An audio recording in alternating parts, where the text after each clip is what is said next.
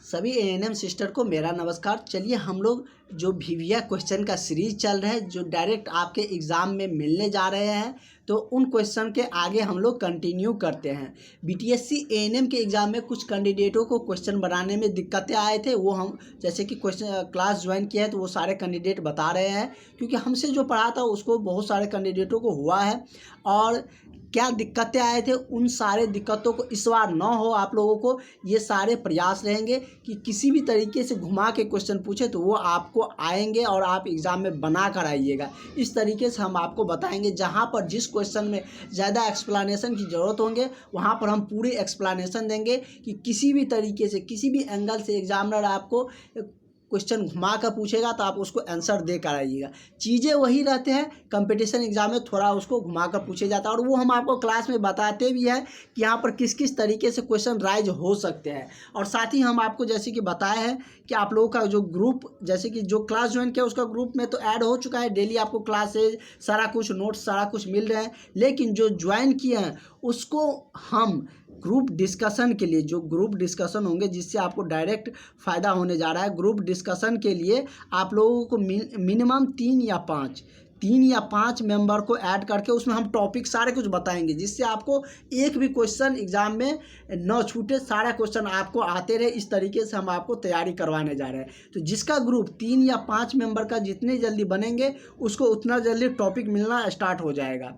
उसमें कैसे क्या डिस्कस करना है वो हम आपको बताएंगे, सेपरेटली सबका अलग अलग ग्रुप बनाएंगे। एक तो सबका रहेंगे ही कंबाइन सब जो जिसमें हम सारा कुछ शेयर करते हैं, लेकिन एक मतलब डिस्कशन के लिए बनेंगे सबका अलग अलग। आपका अपना जो करीबी जिसके साथ आप कंफर्टेबल है डिस्कस करने में उसको ज्वाइन करवाइए, उसको हम आपके ग्रुप में ऐड कर देंगे, जिससे कि आपकी तैयारी और भी बेहतर होंगे। और जिसका ग्रुप जितना जल्दी बनेंगे उसका उतना जल्दी सारा जो डिस्कशन का प्रक्रिया है वो शुरू कर दिए जाएंगे। तो चलिए क्वेश्चन क्या कह रहा है, कह रहा है कि स्तनपान सप्ताह कब मनाया जाता है।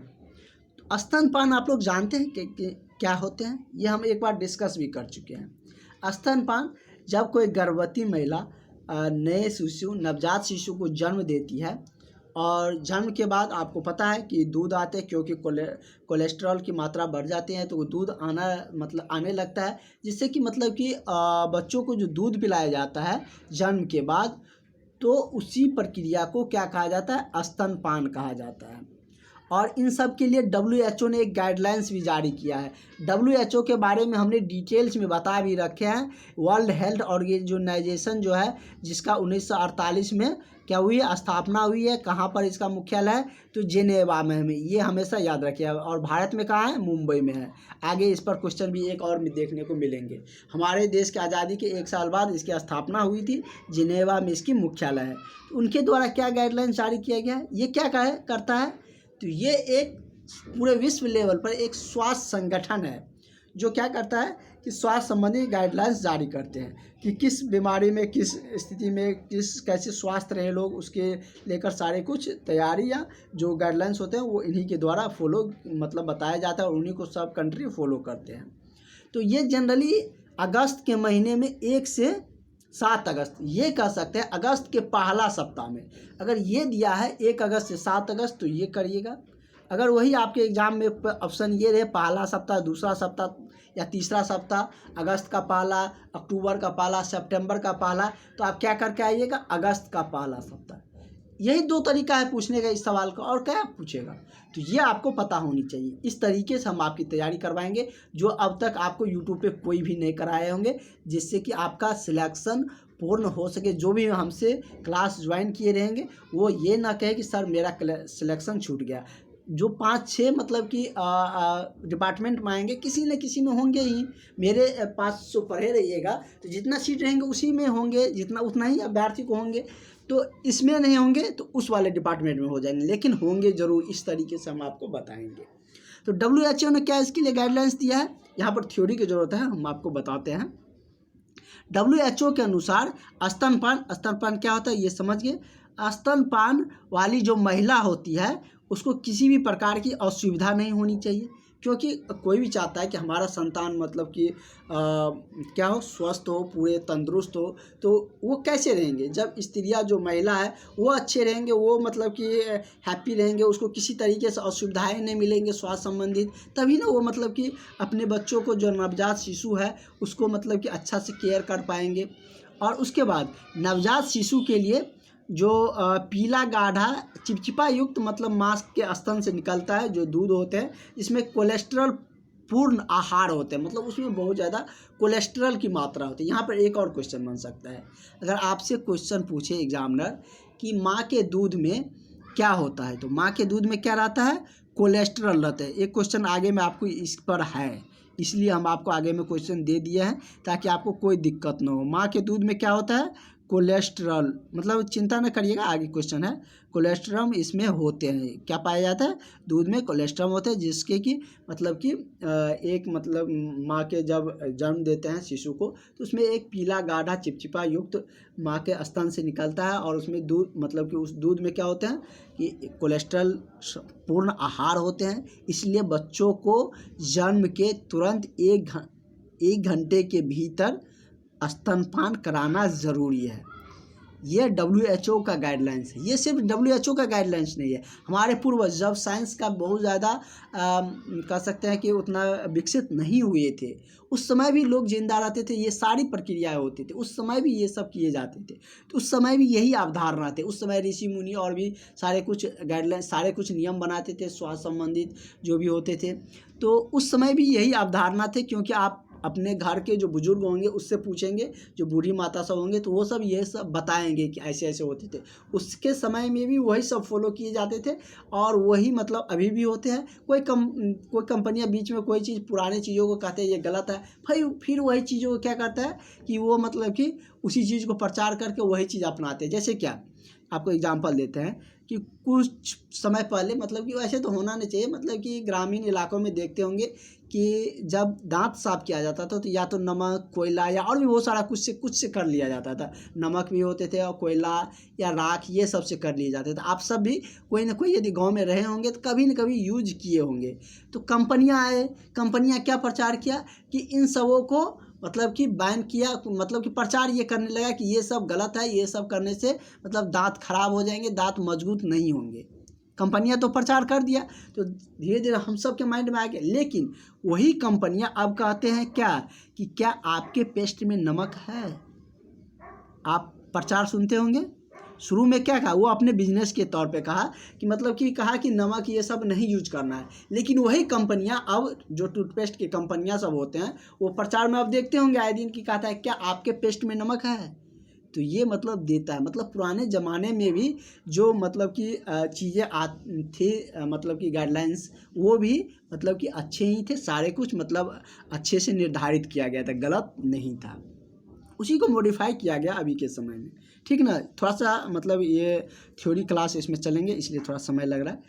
हाँ, तो ये आप लोग 3-4 क्वेश्चन इसे समझ गए। 1 घंटा के भीतर शिशु को क्या करना चाहिए, माँ का मतलब कि शुद्ध दूध देना चाहिए या स्तनपान करवाना चाहिए। माँ के दूध में कोलेस्ट्रॉल की मात्रा होती है, और स्तनपान दिवस 1 से 7 अगस्त, मतलब कि अगस्त का पहला सप्ताह में, पहला वीक में मनाया जाता है। कोई दिक्कत अब नहीं होना चाहिए। और ये मतलब स्तनपान जनरली कब तक करवाए जाते हैं, 6 महीना तक जनरली मतलब कि अमूमन करवाए जाते हैं। मतलब 6 महीना बाद बच्चे को अर्ध आहार, पूरा ठोस आहार नहीं, अब ये नहीं कि मतलब उसको चना दे दिए चबाने के लिए, अर्ध आहार जो होता है, जो थोड़ा तरल रहता है, उस तरीके से पदार्थ दे, मतलब कि जो खाद्य पदार्थ होते हैं वो देना बच्चों को आराम करते हैं। कितना महीने, 6 महीने के बाद।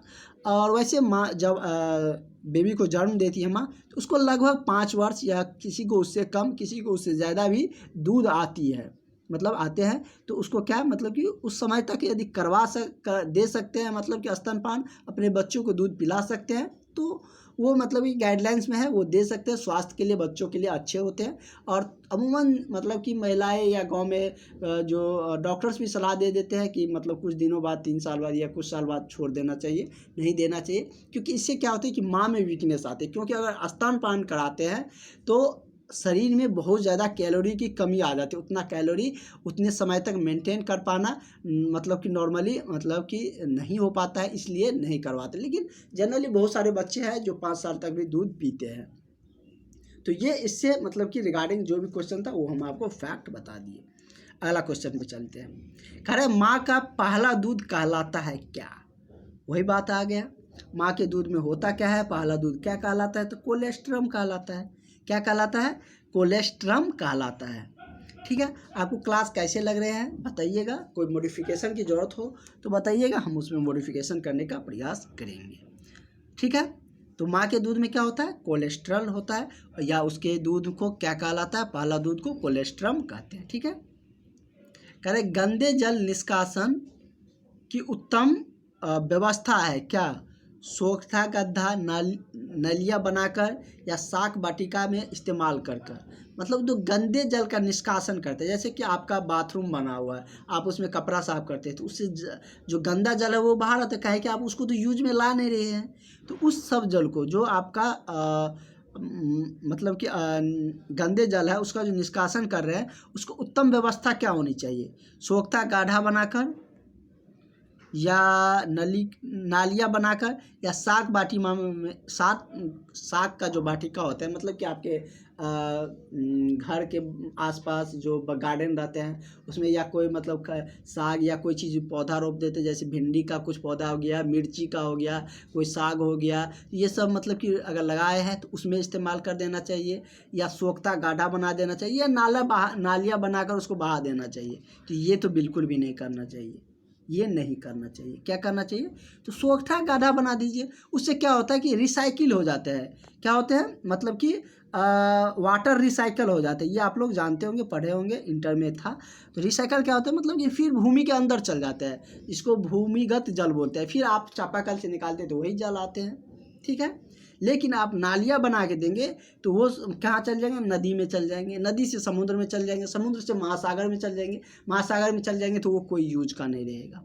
तो ये बिल्कुल भी नहीं करना चाहिए, ये भी करना चाहिए, इससे भी आपका मतलब कि उत्तम ये व्यवस्था है। तो ए और सी दोनों मतलब कि आपका डी आंसर हो जाएगा। ठीक है, समझने में कोई दिक्कत? इस तरीके से हम आपको समझाएंगे।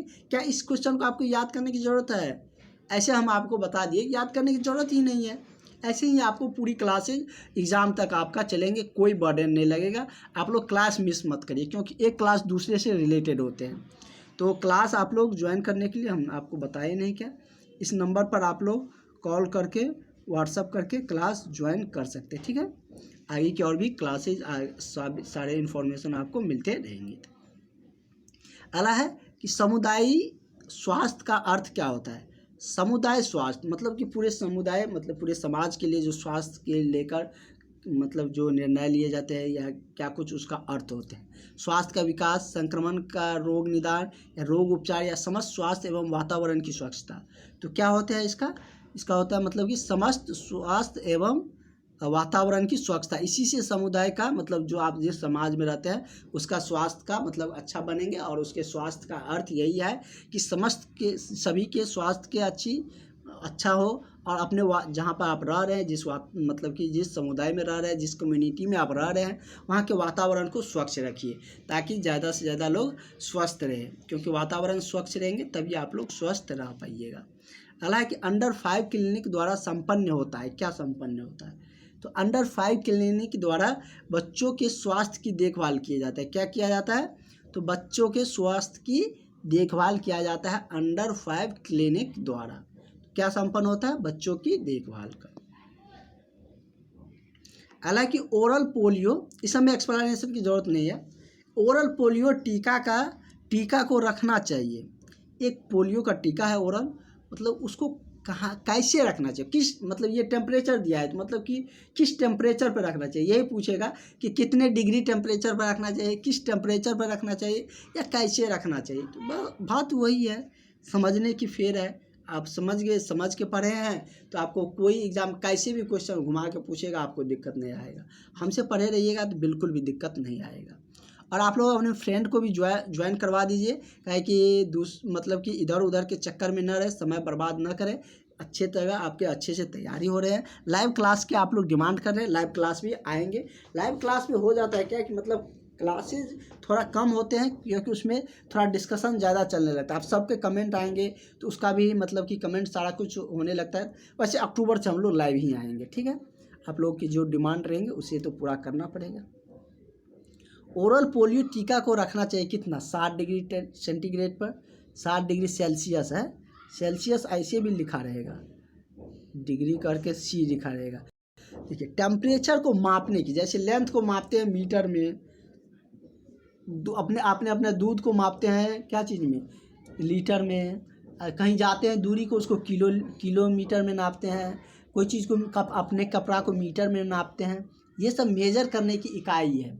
उसी तरीके से टेम्परेचर को मेजर करने का भी इकाई होते हैं, एक मापदंड होता है जो क्या होता है, एक तो सेंटीग्रेड होता है, क्या होता है कहेगा 0 degree centigrade, 0 degree Fahrenheit, kelvin, ये 3 मुख्य टेम्परेचर के मापने की इकाई है, ठीक है। तो इसमें रिलेशन क्या है, एक फॉर्मूला होता है, यदि सेंटीग्रेड दिया है तो उसको आप फ़ारेनहाइट में कन्वर्ट कर सकते हैं, और वहाँ पर हम ये यूज बताएंगे जहाँ पर एक क्वेश्चन रहेगा कि समान मनुष्य का टेम्परेचर कितना होता है, इसका आप लोग आंसर बताइएगा। C/5, इसको अभी याद नहीं रखिएगा आप लोग, F-32/9, ये एक फार्मूला है। यदि आपको सेल्सियस दिया है तो यहाँ से फ़ारेनहाइट निकाल लीजिए, फ़ारेनहाइट दिया है तो सेल्सियस निकाल लीजिए, ये एक फार्मूला है, आगे बताएंगे हम आपको। कह रहा है कि ओरल पोलियो टीका को रखना चाहिए कितना डिग्री सेंटीग्रेड तापमान पर, 7 डिग्री, 2 से 8 डिग्री, 20 से 25 डिग्री, या इनमें से कोई नहीं। तो कितना डिग्री पर रखा जाता है, तो उसको मतलब कि कम टेम्परेचर पर रखा जाता है। जब आप देखते होंगे कि आपके गांव में पोलियो का टीका देने, या आप लोग भी जाइएगा जॉब में तो आप लोगों को भी ड्यूटी लग सकते हैं, देते हैं आप लोग का भी ड्यूटी, तो वहाँ पर जाइएगा तो अगर आपको एक बॉक्स रहता है, बॉक्स मिलता है ना, उसमें टीका रखा रहता है पोलियो का टीका, तो वो मतलब ठंडा रहता है, उसका वो टेम्परेचर मेंटेन करने वाला, वो मतलब कि एक बॉक्स बनाया रहता है, उसमें मतलब उस तरह टेम्परेचर मेंटेन किया रहता है, उसमें 2 से 8 डिग्री टेम्परेचर रखा जाता है, ठीक है। अमूमन जैसे आप आसपास के जो आप अपने वातावरण में जाते हैं तो जनरली 25 डिग्री सेल्सियस रहते हैं, गर्मी के दिनों में 30, इस बीच में पटना में से तो पटना में 39-42 भी चल गया था, तो लेकिन उतना पे तो ये टीका रहेंगे नहीं, ये सब कम मतलब कि टेम्परेचर पर रहते हैं अब। और पोलियो को लेकर भारत में थोड़ा सा कम भी पेशेंट आने लगे हैं, ये भी आप सबके लिए खुशखबरी है। तो इसका correct answer option number B हो जाएगा। नेक्स्ट क्वेश्चन है PSC, जो प्राइमरी है, क्या है, प्राइमरी हेल्थ सेंटर जो होता है उसका बेड स्ट्रेंथ क्या होता है, मतलब एक PSC सेंटर में कितना बेड के कैपेसिटी होता है, कितना बेड स्ट्रेंथ का वहाँ पर रहता है, कितना बिस्तर रहता है, 5, 10, 15, 20, 30 कितना रहता है, आप सबको पता होगा, या आप लोग जॉब करने जाइएगा तो वहाँ पर आप लोग देखबे करिएगा कितना है, तो वो मतलब वहाँ पर 5 बेड का स्ट्रेंथ मतलब बना रहता है, 5 बेड जितना में लग सके उतना कैपेसिटी रहते हैं, ठीक है। आगे का क्वेश्चन है, कह रहे PSC में कुल कितने कार्यरत कर्मी होते थे, एक PSC सेंटर में लगभग 20 के आसपास में रहते हैं कार्यकर्ता, तो आप कितना लगाइएगा, ऑप्शन नंबर बी सही हो जाएगा, 20 मतलब एक PSC सेंटर में रहते हैं, इसलिए आप लोगों को कह रहे हैं कि आप लोगों को बहुत सारा सीट खाली है, तो बहुत सारा PSC सेंटर है, बहुत सारा सीटें अभी खाली है, आप लोग तैयारी करके जाइएगा तब ना आपका सिलेक्शन होंगे। सॉरी 17 मतलब क्यों होते हैं, 20 नहीं 17 होते हैं।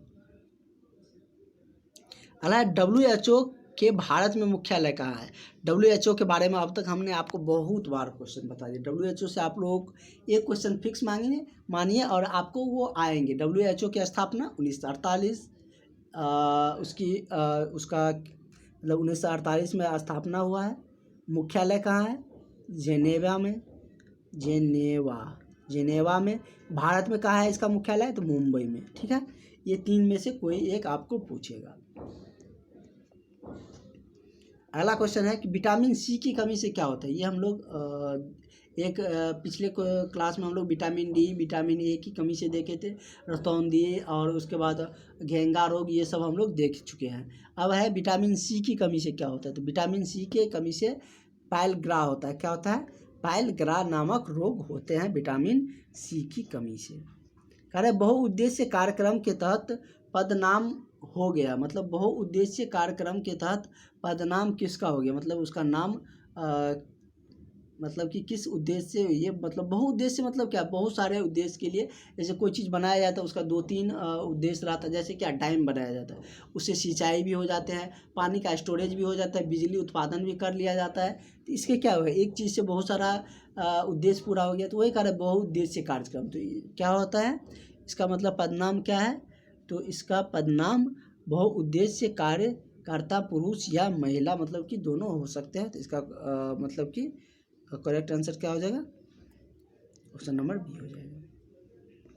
कह रहा है लोहा की कमी से, लोहा की कमी से क्या होता है, तो लोहा की कमी मतलब आयरन की कमी, एफी या एफी लिखा रहेगा कि एफी की कमी से क्या होता है, इसी को लोहा कहते हैं, इसी को आयरन कहते हैं। इसके कमी से क्या होते हैं, तो इसके शरीर में आयरन की मात्रा होती है ना, तो इसके कमी से क्या होते हैं, तो एनीमिया रोग होते हैं। क्या होता है, एनीमिया होते हैं। और जब गर्भवती धारण करते हैं महिला, तो उस समय में और भी ज़्यादा आयरन की ज़रूरत होती है बॉडी में, और वैसे इसकी कमी से एनीमिया नामक रोग होते हैं। अगला है कि वंदे मातरम योजना लागू हुआ, कब लागू हुआ, तो ये वंदे मातरम योजना लागू हुआ था 9 फरवरी 2004 को। कब हुआ था, 9 फरवरी 2004 को। अगला है कि RHC फेज 2 कार्यक्रम शुरू कब हुआ था, तो RHC फेज कार्यक्रम 1 अप्रैल 2004 को शुरू हुआ। ये सब जीके टाइप क्वेश्चन है, इसमें एक्सप्लेनेशन सब का ज़रूरत नहीं है, इसमें एक्सप्लेनेशन क्या ही होंगे। अगला है कि पल्स पोलियो कार्यक्रम कब चलाया गया था, पोलियो को लेकर ये मतलब कि कार्यक्रम हुआ था, तो ये कार्यक्रम कब चलाया गया था, तो ये कार्यक्रम 1995 में चलाया गया था। कब चलाया गया था, 1995। इसके बारे में डिटेल्स में बताने लगेंगे तो अभी ज़्यादा समय लग जाएगा, कल के क्लास में इसके बारे में भी डिटेल्स में हम आपको बता देंगे। अगर आप लोग नहीं जानकारी है उसके बारे में, हम डिटेल्स में आपको बताएंगे। विश्व में परिवार नियोजन कार्यक्रम किस देश में सबसे पहले शुरू हुआ था, तो ये कहाँ शुरू हुआ था, ये आप सबको पता होनी चाहिए। ये हम लोगों के भारत से ही परिवार नियोजन कार्यक्रम शुरू हुआ था। कब शुरू हुआ था, ये आप लोग क्वेश्चन आंसर करिएगा, हम बता चुके हैं आप लोगों को मिडवाइफरी के क्लास में। परिवार नियोजन कार्यक्रम क्या होता है ये हम आपको बताए भी है, आप लोग भी जानते हैं क्या होता है। जैसे कि नारायण कि हम दो हमारे दो, वही है परिवार नियोजन कार्यक्रम। तो ये भारतवर्ष में ही सर्वप्रथम ये लागू हुआ था। तो इसका करेक्ट आंसर आपका ऑप्शन नंबर डी हो जाएगा, ठीक है। और आपकी आगे की जो क्लासेज है कल से कंटिन्यू रहेंगे, वैसे भी आपको क्लास तो डेली मिल ही रहे हैं। तो चलिए मिलते हैं हम लोग नेक्स्ट क्लास में, आज के लिए इतना काफ़ी है।